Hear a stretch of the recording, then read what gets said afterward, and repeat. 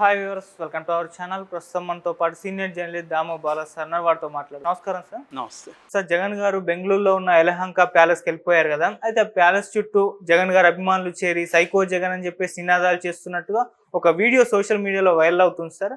నిజంగా జగన్ గారు అభిమానులు ఇదంతా చేస్తున్నారా? ఎవరు చేస్తున్నారు? అసలు ఏం జరిగింది సార్ అక్కడ? నిన్నంతా కూడా ముఖ్యంగా ఒక మెయిన్ స్ట్రీమ్ తెలుగుదేశం ఛానల్లో ఇది బాగా వైరల్ అయింది. వాళ్ళు లైవ్లో పెట్టారు. అదేంటంటే జగన్ పులివెందుల నుంచి బెంగళూరులోని యలహంకలో ఉన్న తన ఇంటికి వెళ్ళాడు. అక్కడ ఇంట్లో ఉన్నప్పుడు చాలామంది అక్కడ గుమ్ముకూడారు. వాళ్ళు వైసీపీ ఫ్యాన్సే. సో వాళ్ళు వచ్చి సైకో జగన్ దిగిపోయాడు జగన్, సైకో జగన్ అంటూ అరుస్తున్నారు. సో అది ఆ విజువల్ పోస్ట్ చేశారు. దాని మీద విపరీతంగా మాట్లాడారు. ఆల్రెడీ పులివెందుల్లో కూడా జగన్ ఇంటి మీద దాడి చేశారని వైసీపీ అభిమానులు అని ఒక వెర్షన్ అప్పుడు వచ్చింది. దాంతో అద్దాలు కూడా జగన్ ఇంటి అద్దాలు కూడా పగలగొట్టారని ఒకటి వచ్చింది. దాని తర్వాత కాంట్రాక్టర్లు అక్కడ డబ్బులు రాని కాంట్రాక్టర్లు అంతా కూడా జగన్ మీదకి వెళ్ళి మా బిల్లులు ఇవ్వకుండా నేను దిగిపోయావని గోల్ చేశారని అది కూడా వచ్చింది. సో ఇప్పుడు నిన్న ఈ వీడియో వచ్చింది. దీనికి సమాధానంగా వైసీపీ సోషల్ మీడియా వాళ్ళు ఆల్రెడీ ఇది ఎప్పుడో మేము పెట్టామని టైంతో కూడా చూపించారు. అంటే వీళ్ళు తెలుగుదేశం వాళ్ళు పోస్ట్ చేసిన వీడియోకి 2-3 గంటల ముందే వైసీపీ సోషల్ మీడియాలో ఆ వీడియో ఉంది. అందులో ఏముందంటే జై జగన్, జోహార్ వైఎస్ఆర్, జై జగన్ అనే నినాదాలు ఉన్నాయి. దాన్ని తీసుకొచ్చి వీళ్ళు ఇట్లా మార్పింగ్ చేసి సునకానందం మోదుతున్నారనేది వీళ్ళ ఆరోపణ. మామూలుగా విజువల్స్ చూస్తే కూడా మనం ఎక్కడ ఇప్పుడు కోపంగా ఉన్నప్పుడు ఒక రకమైన స్లోగన్స్ వస్తాయి. సో మనం ఒకరి మీద అభిమానం ఉన్నప్పుడు ఒక రకమైన ఫేషియల్ బాడీ లాంగ్వేజ్ అన్నీ కానీ అది మనం కానీ పరిశీలిస్తే ఖచ్చితంగా వైసీపీ వాళ్ళు చెప్పిన వెర్షనే కరెక్ట్ అనిపిస్తుంది. ఎందుకంటే అక్కడ ఏం ఆగ్రహం కనబడలేదు. రెండోది అక్కడ పోయి సైకో జగన్ అనాల్సిన అవసరం వైసీపీ వాళ్ళకి ఏముంటుంది?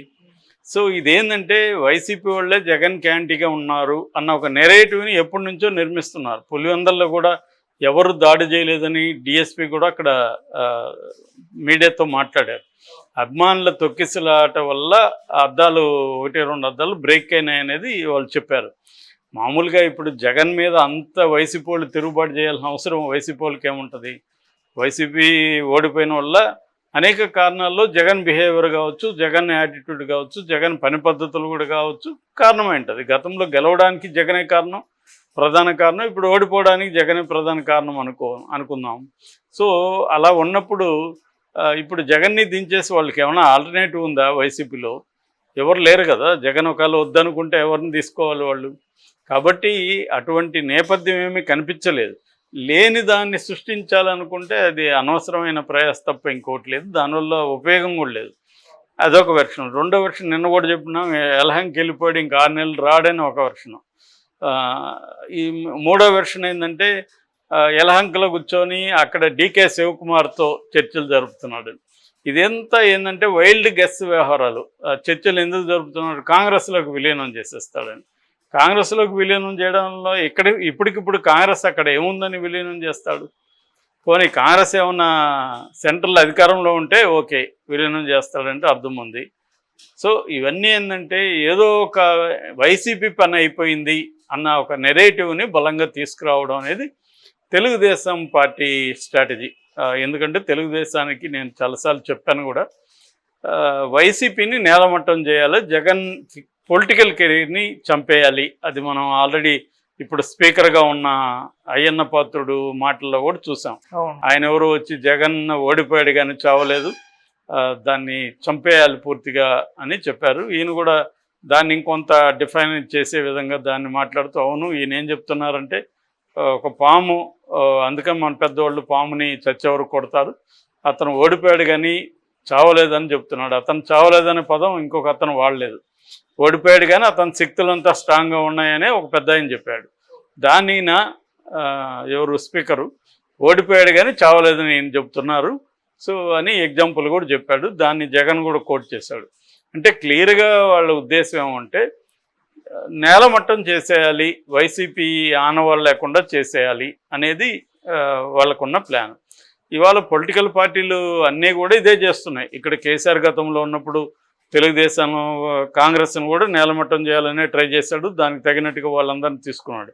గతంలో 2014లో కూడా చంద్రబాబు అదే చేశాడు. 2019లో జగన్ కూడా తెలుగుదేశానికి సంబంధించిన అనేక మందిని ఆర్థికంగా ఇబ్బంది పెట్టడం, ఆ మీడియాని దెబ్బతీయడం, ఈనాడుని దెబ్బతీయడం, ఇలాగా తను కూడా ప్లాన్ చేశాడు. కానీ తనకు సరిపోలేదు బలం. అధికారంలో ఉన్నా కూడా చంద్రబాబుకున్న స్ట్రాంగ్ సపోర్ట్ సిస్టమ్ని జగన్ బ్రేక్ చేయలేకపోయాడు. సో ఇప్పుడు జగన్ అయితే ఖచ్చితంగా చంద్రబాబు ఓడిపోయినప్పుడు ఉన్న బలం కంటే జగన్ ఓడిపోయినప్పుడు ఉన్న బలం తక్కువ, చాలా బలహీనంగా ఉన్నాడు జగన్. సో ఇప్పుడు నిజంగా చంద్రబాబు అనుకుంటే దెబ్బ కొట్టడం అయితే ఈజీని అంతే కష్టమైతే కాదు. కానీ జగన్కి కొన్ని అనుకోని సానుకూలతలు కూడా ఉన్నాయి. అదేంటంటే సెంట్రల్లో బీజేపీ కేవలం తన ఎన్డీఏ పక్షాల మీద, రాజకీయ పక్షాల మీద డిపెండ్ అయ్యి ఈ 5 ఏళ్ళు మనుగడ సాధించడం అనేది కష్టమవుతుంది. అందుకని సొంత బలాన్ని మనం పెంచుకోవాలి, వేరే వాళ్ళను కూడా మనం తీసుకోవాలి అనేది బీజేపీ అనుకుంటుంది. అందుకని నాన్ ఇండియా కూటమి, నాన్ ఎన్డీఏ చెందిన రాజకీయ పక్షాలతో మంచిగా ఉండాలనేది బీజేపీకి ఉన్న స్ట్రాటజీ. అందులో భాగంగా జగన్కు ఉండే 4 లోక్సభ సభ్యులు ఇంపార్టెంట్. అట్లాగే జగన్కి 11 మంది రాజ్యసభ సభ్యులు ఉన్నారు కాబట్టి వాళ్ళ మద్దతు అనేక బిల్లుల విషయంలో బీజేపీకి అవసరం. ఆ రకంగా జగన్కి కొంత బీజేపీ కేంద్ర నాయకత్వం నుంచి కొంత ప్రొటెక్షన్ అయితే ఉంది. ఆ రకంగా రేపొద్దున డీకే శివకుమార్తో కూడా జగన్ డీల్ చేయొచ్చు. ఎలాగా, మీకు ఒకవేళ మీరు గవర్నమెంట్ ఫామ్ చేసే పరిస్థితి వస్తే నేను మీకు మద్దతు ఇస్తానని చెప్పొచ్చు. ఎందుకంటే జగన్కి ఇప్పుడు సెంట్రల్లో ఉన్న పార్టీల అండ అయితే అవసరం.